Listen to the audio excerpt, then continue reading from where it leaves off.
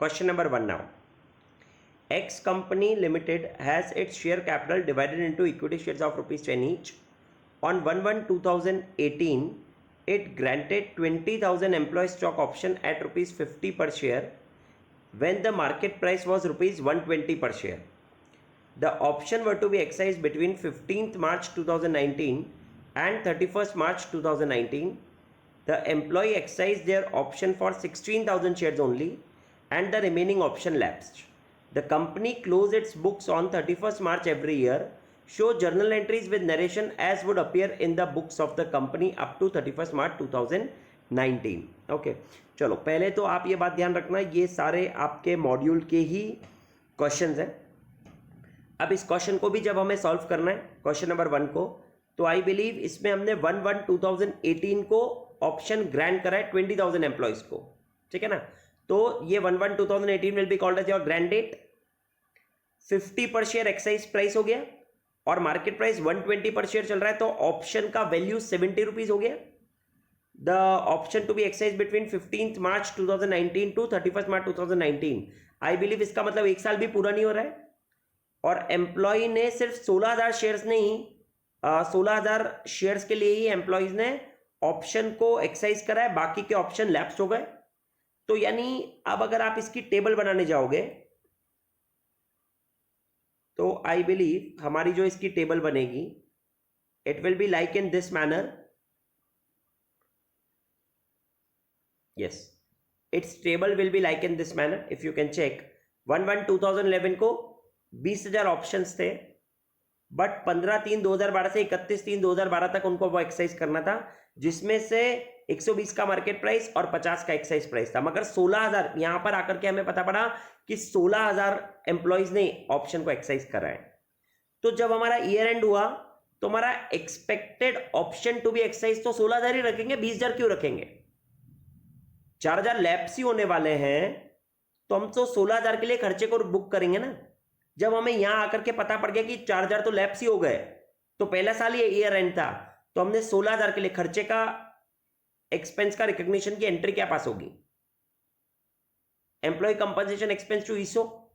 But उसके लिए expense कैसे रिकॉग्नाइज होता है? Expected option to be exercised multiplied by option value divide by the vesting period multiplied by year lapsed minus cumulative expense already charged. तो हमने पहले वो निकाला, तो 16,000 के लिए निकाल रहे हैं हम, क्योंकि expected option to be exercised will be this only, into 120 market price minus 50, तो ऑप्शन का वैल्यू 70 रुपए डिवाइड बाय 1 वेस्टिंग पीरियड ले लिया और वो भी हमने 1 ले लिया. ईयर एंड मतलब हमारा ईयर लैप्स भी 1 ही हो गया क्योंकि एक ही साल है. तो आप माइनस निल, तो आपके पास 11,20,000 का खर्चा आ गया. एंट्रीज पास करोगे ईयर एंड पर, तो employ compensation expense 11,20,000 to employee stock option outstanding 11,20,000.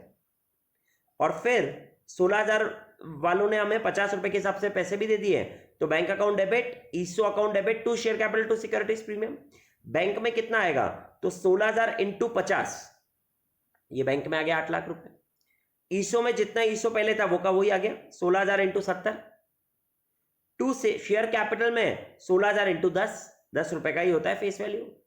और टू सिक्योरिटीज प्रीमियम में 16,000 इंटू 110, क्योंकि ये पूरा मार्केट प्राइस होना चाहिए. जब ये बैंक और ईसो मिला के भी मार्केट प्राइस होता है तो ये भी मार्केट प्राइस ही होगा. तो टू सिक्योरिटीज प्रीमियम में 16,000 इंटू 110 17,60,000, ये दूसरी एंट्री हुई. और ये एम्प्लॉय कंपनसेशन एक्सपेंस को पीएनएल में लेके जाएंगे, तो PNL account debit to employ compensation expense account 11,20,000. अब आपके मॉड्यूल में इसकी एंट्री क्या करता है वो भाई, एक ही साल में जब कन्वर्ट हो रहा है ना, तो वो एम्प्लॉय कंपनसेशन टू ईसो की जगह वो एम्प्लॉय कंपनसेशन को यही ले जाता है. ये जो आप ईसो लिख रहे हो ना भाई, ये ईसो कैंसिल होता है, तो वो डायरेक्टली एम्प्लॉय कंपनसेशन एक्सपेंस को यही लिख देता है. तो वो 2 ही एंट्री पास करता है. तो हम एंट्री कर सकते थे bank account debit, employ compensation account debit to share capital to securities premium, और second entry PNL to employ compensation expense. हम 3 एंट्री करते हैं, वो 2 ही एंट्री में कर देता है. ये आपका प्रैक्टिकल क्वेश्चन नंबर 1 है. आप एंट्रीज को चेक भी कर सकते हैं. आई बिलीव आपको ये समझ में आ गया होगा. अब हम आपके प्रैक्टिकल क्वेश्चन नंबर 2 पर चलते हैं, हमारी मॉड्यूल के 2 पर. Let us read this. S Limited grants 1,000 option to its employee on 1/4/2010 at rupees 60. The vesting period is 2.5 years. The maximum exercise period is 1 year. Market price on that date is ₹90. ठीक है, maximum exercise period 1 year है और 1/4/2010 को ₹60 का आप excise price है, तो ₹30 का ऑप्शन की वैल्यू आ गई. वेस्टिंग पीरियड 2.5 years बताई दिए. All the options were excise on 31/7/2013. Generalized if the face value of the equity share is 10 per share. I believe ये तो बहुत सिंपल क्वेश्चन हो गया. इस क्वेश्चन में भी जब भी करना है तो पहले टेबल बनाओगे. तो when you will see the table, I believe 1/4/2010 से 2.5 साल का वेस्टिंग पीरियड 39/2012 तक बनेगा. बीच में आपका 1/4/2011, 1/4/2012 भी आ गया. 1000 ऑप्शन हमने ग्रांट करे थे जब हमारी मार्केट प्राइस 90 थी और 60 रुपीज की आपकी एक्साइज प्राइस है 30 रुपीज की ऑप्शन वैल्यू हो गया. और 1 साल का मैक्सिमम एक्साइज पीरियड हो सकता है. सारे ऑप्शन एक्साइज हो गए, इसलिए हमने 31/3/2011 year end first year end पर 1000 into 30 divide by 2.5 into 1 minus nil कर दिया, तो आपके पास 12,000 का खर्चा आ गया. सेकेंड ईयर भी जब आप करने गए तो 1000 into 30 divide by 2.5 into 2 minus जो पहले साल रिकॉग्नाइज कर चुके थे 12,000, तो आपके पास वापस सेकेंड ईयर भी 12,000 ही आ गया. थर्ड ईयर जब आपके पास आया, ये 39/2012 और 39/2013 के बीच वाला ईयर एंड जब आया, तो 1000 option into 30 rupees divide by 2.5 into 2.5, क्योंकि वेस्टिंग पीरियड 2.5 है तो उससे ज्यादा कभी भी ईयर लैप्स आ ही नहीं सकता. और माइनस 12 24,000 माइनस कर दिया तो 6,000 पता पड़ गया. तो आई बिलीव 6 एंट्री तो यही हो गई. Employ compensation expense to ESO, P&L to employ compensation expense, ये रही 6 एंट्रीज. उसके बाद 7वीं एंट्री वो बैंक अकाउंट में जो वो शेयर्स इशू कर रहे हैं उसके लिए हो जाएगी. तो जब आप इसकी एंट्रीज चेक करोगे तो employ compensation expense to ESO 12,000 P&L में चला गया. फिर वापस से नेक्स्ट ईयर सेम एंट्रीज, फिर वापस से थर्ड ईयर भी सेम एंट्रीज. फिर ये बैंक वाली एंट्री में बैंक में वो 60 रुपए दे रहा था हमको, तो 1000 इंटू 60,000. हमारा खर्चा जो था वो 30 रुपए का था एक शेयर पर, तो 1000 शेयर पर 30 इंटू से मल्टीप्लाई करा 30,000. शेयर कैपिटल 10 रुपए के हिसाब से आएगा तो 10,000 और रिमेनिंग 1000 इंटू 80 रुपए का आपका सिक्योरिटीज प्रीमियम, तो 80,000. तो आपका ये क्वेश्चन नंबर 2 भी सॉल्व हो गया. ये आपके मॉड्यूल का प्रैक्टिकल क्वेश्चन नंबर 2 है. आप एंट्रीज चेक कर सकते हो. अब हम इसी के जस्ट बाद आ जाते हैं आपके क्वेश्चन नंबर 3 पर. A company has its share capital divided into shares of 10 each.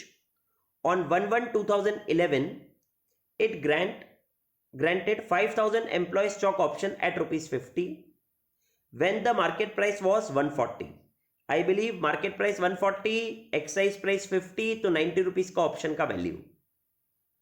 The option were to be excised between 1/3/2012 to 31/3/2012. I believe ये वापस से 1/1/2011 की जगह आप इसको 1/4/2011 करना. Please make the correction. 1/4/2011 होना चाहिए. The employee exercise their option for 4,800 shares only. Remaining option lapse. Pass necessary journal entries for the year end 31 March 2012 with to employee stock option with respect to, मतलब. तो I believe पहले तो आप इसको 1/4/2011 कर लोगे. 1 साल की बात है, 90 रुपए का आपका ऑप्शन का वैल्यू आ गया और 4,800 ही ऑप्शन एक्साइज हो रहे हैं. 200 ऑप्शन लैप्स हो गए, तो वो लैप्स हो गए तो उसकी तो कोई करने की जरूरत ही नहीं, क्योंकि 1 ही साल होता है. तो आपका एक्सपेंस रिकॉग्नाइज करने के लिए सबसे पहले आप पहले तो इसका वर्किंग बना ही लोगे. फिर एक्सपेंस रिकॉग्नाइज करने के लिए 4,800 option expected to be excise लोगे, मल्टीप्लाइड बाय 90 रुपए का आपका ऑप्शन का value, divide by 1 into 1 minus nil, तो खर्चा पता पड़ जाएगा. 3 एंट्रीज पास हो जाएंगी. बुक वाला आपकी 2 एंट्रीज ही करता है.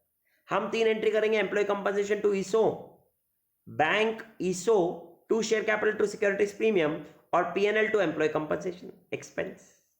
बस ये आप चेक कर सकते हो. अरे बहुत इजी है यार ये जो भी चल रहा है. Question number 3. 1/1/2011 को 5,000 ऑप्शन थे. 1/3/2012 से 31/3/2012 के बीच में उसको 4,800 ही ऑप्शन एक्साइज हुए. तो पहले खर्चा निकाला, तो 4,800 divide by 1 into 140 minus 50, option का value 90 into 1 minus nil, 4,32,000. 3 entries पास कर दी. Employ compensation expense to ESO 4,32,000. Bank ESO to share capital to securities premium, bank में वो कितने रुपए देते हैं 50, तो 4,800 इंटू 50 2,40,000. खर्चा पूरा का पूरा आ गया ईसो के नाम से. टू शेयर कैपिटल 4,800 इंटू 10 48,000 और टू सिक्योरिटीज प्रीमियम 4,800 इंटू 130 आ गया और इस खर्चे को पीएनएल में ले गए, एंट्री आ गई। ये सब आपने एंट्रीज करी 31 मार्च 2012 को। बुक वाला 2 ही एंट्री करता है, ये ईसो से कैंसिल करके वो एम्प्लॉय कंपनसेशन एक्सपेंस यहीं डाल देता है। ये आपके मॉड्यूल का प्रैक्टिकल क्वेश्चन नंबर 3 है। चलो इसी के बाद अब हम आ जाते हैं आपके प्रैक्टिकल क्वेश्चन नंबर 4, जो कि थोड़ा सा इंपॉर्टेंट है। Let us read this now. Practical question number 4। On 1st April 2011, a company offered 100 shares to each of its 500 employees. 500 employ को एक को 100 दे रहे हैं, तो टोटल हमारे पास 50,000 एम्प्लॉय स्टॉक ऑप्शन हो गए at ₹50 per share exercise price. The employees are given a year to accept the offer. 1 साल मिल रहा है आपको ये ऑफर को एक्सेप्ट करने के लिए। The shares issued under the plan shall be subject to lock in on transfer for 3 years from the grant date. जिस दिन आपको ये ऑप्शन मिल रहा है उसके 3 साल तक ये लॉक इन है। It is not vesting period. ये 3 साल वेस्टिंग पीरियड नहीं है फ्रेंड्स, ये 3 साल लॉक इन पीरियड है। वेस्टिंग पीरियड का तो मतलब होता है परफॉर्मेंस पीरियड। ये तो लॉक इन है, ये तो कंपनी ने एक अलग से कंडीशन लगा दिया आपके ऊपर कि जब आपको ये शेयर्स मिल जाएंगे तो उसके 3 साल तक आप ट्रांसफर नहीं कर सकते मगर इन शेयर्स को।